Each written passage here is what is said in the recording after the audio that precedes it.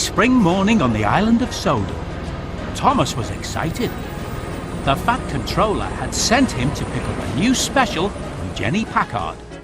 Miss Jenny ran the yard, where all the diggers, cranes and trucks on Sodor lived. At the yard, Jack was waiting for Thomas. "I'm Jack the front loader," he whirred proudly. "I can load and unload and carry lots of things." "I can haul and shunt," boasted Thomas.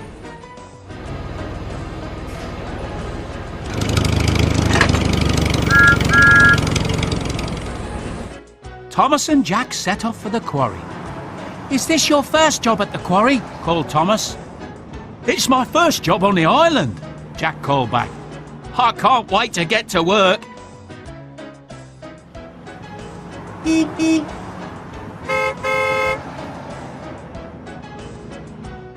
At the quarry, the pack was working hard. Jack wanted to say hello to everyone, but they were all too busy to stop and talk. He scooted toward Oliver, the big excavator. "I'm Jack. Can I help?" he asked. "Oh no," Oliver replied. "Help Byron." Byron the bulldozer was shoving rock and rubble with his giant blade. "I'm Jack. Can I help?"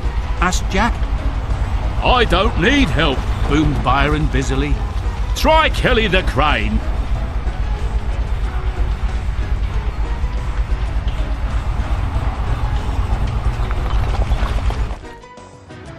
"I'm Jack," Jack whirred, rushing up to Kelly the crane.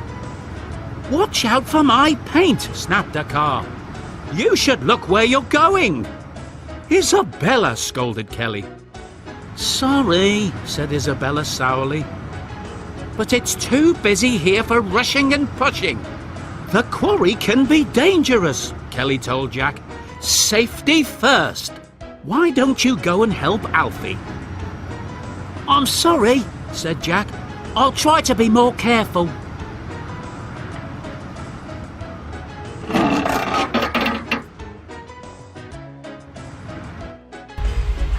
Jack found Alfie the excavator digging a big hole. "I'm Jack," he said. "Can I help you with your work?" Alfie gave him a big smile. "More help means more dirt. More dirt means more fun. I'm Alfie," he replied. Jack and Alfie were soon working hard and having lots of fun. But Jack was worried that the other machines didn't like him. He wished he could really be part of the pack.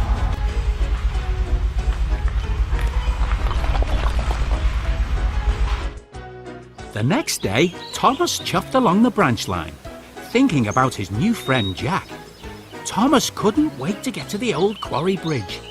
He knew the pack was working there. He could see how Jack was doing. "I hope he's settling in," puffed Thomas.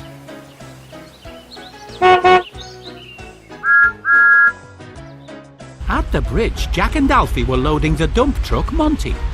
Dust and dirt were flying everywhere. Work had never been such fun. Jack felt very proud.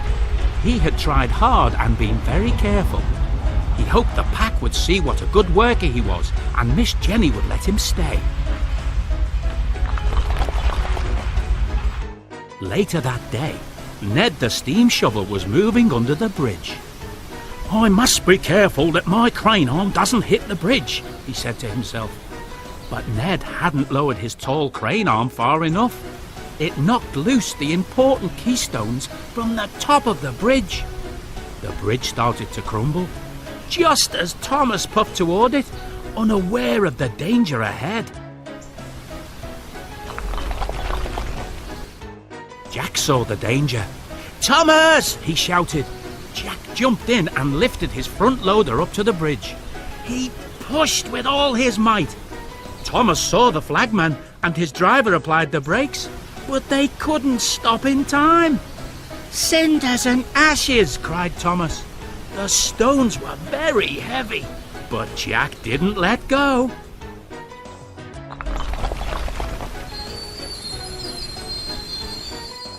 Thomas crossed the bridge safely and whooshed to a halt. "Hold on, Jack!" called Kelly, and he rushed to help. But Jack couldn't hold on any longer. The bridge came tumbling down. "Are you all right, Jack?" asked Kelly. "I think so," he replied, but his arms were badly bent. Thomas took Jack back to the yard. Jack was afraid that Miss Jenny would be cross with him. He had jumped in without thinking about safety and damaged his arms. But Miss Jenny was pleased. "Well done, Jack," she said. "You go off to the fitters tomorrow. The pack can't have a front loader with bent arms." "You mean I can stay?" whirred Jack. "You're part of the crew," Miss Jenny grinned.